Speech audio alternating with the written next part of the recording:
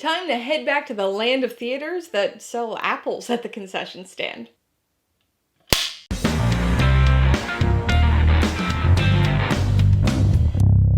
Hey everybody, welcome to Mainely Movies. Today I'm going to be talking about my 10 most anticipated movies of this year's Toronto International Film Festival.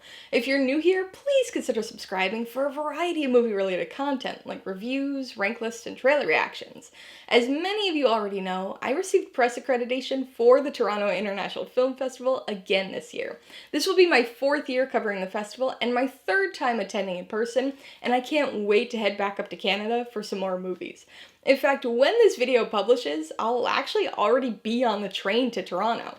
As always, there are a ton of films I'm excited for this year. So, I'm going to talk about my 10 most anticipated TIFF 24 movies, and then share with you an extra 20 or 30 that I also hope to watch. So, I'm hoping to see as many of these as I can while I'm up in Toronto, and others. It's been especially tough to narrow down my watch list this year. With the way the schedule works out, there's a chance I won't have the opportunity to see all of these during the festival, but I'll be bringing you reviews of the ones I do get to see over the coming weeks and months. I'm not even going to try to rank these by anticipation, so we're just going to go through this list alphabetically. First up is Conclave, directed by Edward Berger, who most recently directed the 2022 readaptation of All Quiet on the Western Front. This one is a dramatic thriller based on the 2016 Robert Harris novel of the same name, which I have not read.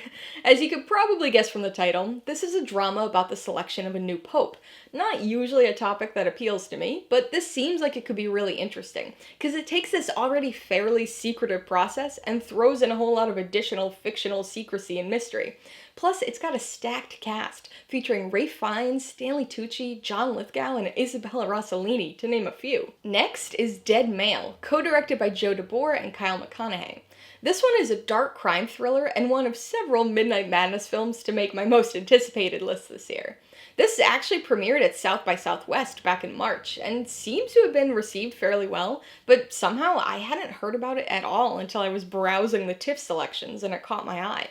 This one features a very cool premise that just seems ripe for this type of intriguing dark thriller story. It focuses on a postal worker in the dead letter office who comes across an undeliverable blood-stained plea for help and takes it upon himself to investigate the matter while maybe simultaneously putting himself in the crosshairs of a killer. Seems like it's a late 70s, early 80s period piece, and there's a lot of reference to its synth-heavy score in the things I've read, so I have a feeling this one's gonna have a very particular vibe to it. Sticking with the dead theme, we've got Dead Talent Society, directed by John Chu. This Taiwanese horror film is, probably unsurprisingly, another part of the Midnight Madness program this year. It features a goofy and bloody take on the afterlife, in which ghosts need to renew haunters' licenses, and the best haunters are sought out by professional haunting agencies and gain a celebrity-like status. Definitely seems like it has a Beetlejuice-like world-building sensibility with its tackling of the afterlife, and based on the trailer, also has the same type of zany, chaotic energy. But it also appears to have some sort of deeper, more heartfelt elements buried in there, because it focuses on a shy, timid new ghost who has to kind of come into her own and come out of her shell much more than she did in life in order to get her haunter's license and ensure that she doesn't disappear forever. Next up is Flow, directed by Gints Zilbalidis. This one is an animated adventure fantasy that's already been selected as Latvia's Best International Feature Submission for next year's Academy Awards. So this one has been on my radar since its premiere at Cannes back in May. As a zoologist and wildlife ecologist, animals and animal movies are obviously in my wheelhouse, but this one looks interesting for so many different reasons. First off, this is a completely dialogue-free film, and relies entirely on visual storytelling to convey its animal adventure. It focuses on an unlikely group of animals, a cat, a dog, a lemur, a secretary bird, and a capybara, who manage to escape a potentially worldwide flood together on a small boat. It's a weird premise, but an intriguing one. And even more intriguing is the fact that these animals are supposed to be approached in a way that emphasizes naturalism. They aren't anthropomorphized or interacting in extremely unnatural ways for animals. So I'm really curious how this group is going to fare together. Plus, the animation looks so unique. It's very unlike most animated films today, and definitely gives off this warmly nostalgic PS2 era graphics kind of vibe. Next is The Life of Chuck, directed by Mike Flanagan. Now, I'm always interested in anything that Mike Flanagan directs, but when he's directing a Stephen King adaptation, you know I'm gonna be there. Previously working his Stephen King magic with Gerald's Game and Doctor Sleep, Flanagan returns to direct this adaptation of a King novella from his If It Bleeds collection. This is one that I actually still haven't gotten around to reading yet, so I'm pretty excited and intrigued by the prospect of seeing it at TIFF. Like some of the most popular and successful King adaptations, this isn't a horror movie. But to be honest, I'm not entirely sure what it is exactly. I know it's a drama of some sort, but I've stayed away from any plot details because I'm so enthused about seeing it. So I don't have that much to offer here, other than the fact that I know it has a unique structure that may or may not be telling its story in reverse. Plus, this is another film this festival with an absolutely stacked cast, including Tom Hiddleston, Mark Hamill, Chiwetel Ejiofor, Karen Gillan, Jacob Tremblay, and more. Continuing on, we've got Night Bitch, directed by Mariel Heller. This difficult-to-discern genre blend of a film is based on the 2021 novel by Rachel Yoder, and stars Amy Adams as a character who's just referred to as Mother. Even though this is gonna be the premiere of this film, this is a movie that's been sort of on my radar for a while now, because it was repeatedly rumored to potentially be at other festivals over the last year or two. So I kept getting my hopes up for it, and then it wasn't ever actually ready or being released. But it's finally actually truly on the festival schedule this time, so I'm really looking forward to checking it out. It seems like it's going to be kind of a weird one with some surreal elements to it, and maybe an extended metaphor or two. This is supposed to be about an exhausted and isolated stay-at-home mom to a young toddler, who, for some reason, begins to believe she's turning into a dog. What exactly this means, or is, I'm not entirely sure, but it definitely seems like it's going to be an interesting film about identity and motherhood. Up next is Sharp Corner, directed by Jason Buxton. Like a lot of the films on this list, this is an adaptation, this time of a short story by Russell Wangerski.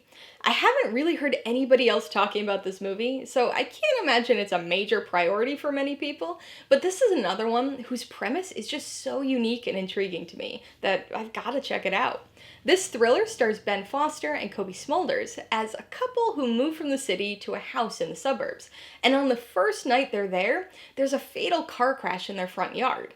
They soon realize that this traumatizing experience is not a one-off thing, and is actually a regular occurrence because of poor road design near their house. And so this movie ends up focusing specifically on Foster's character, who becomes obsessed with preparing so he can help the people who are in these car accidents, to the exclusion of almost all other things in his life. Seems kind of weird, and the little blurb on TIFF's website indicates that there might be some darker elements at play with the story and with this character. So I'm really interested to see what this one ends up actually being all about. Moving along, we've got Sketch, directed by Seth Worley as his directorial debut. So this action-adventure comedy is another movie that's making the list because of its premise. But unlike the other premise-based ones we've had so far, this is one that I'm slightly hesitant about, because it could be either really good and really interesting, or it could be really disappointing. This is a film about a grieving family and a young girl who poorly processes her grief by drawing monsters in a sketchbook. But something happens that ends up bringing her drawings to life. So all these weird monster creations wreak havoc in the real world, and the story's about, I assume, trying to stop them.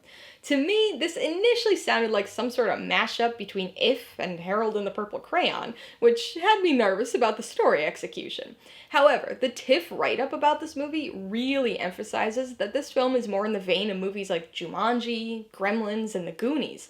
So my interest is definitely piqued, but I don't know if it's a trap or not.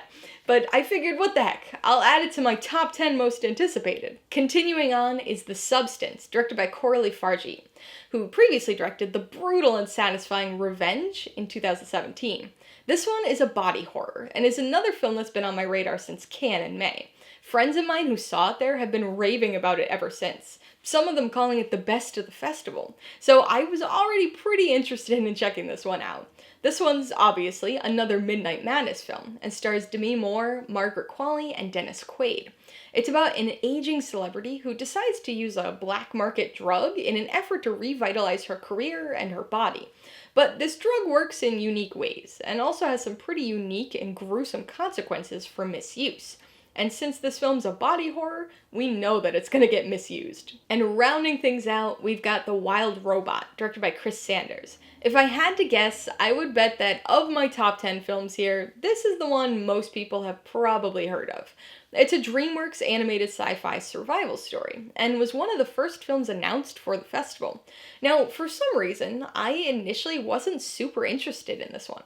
I don't know why exactly, but after attending the panel at Comic-Con in July, I was on board.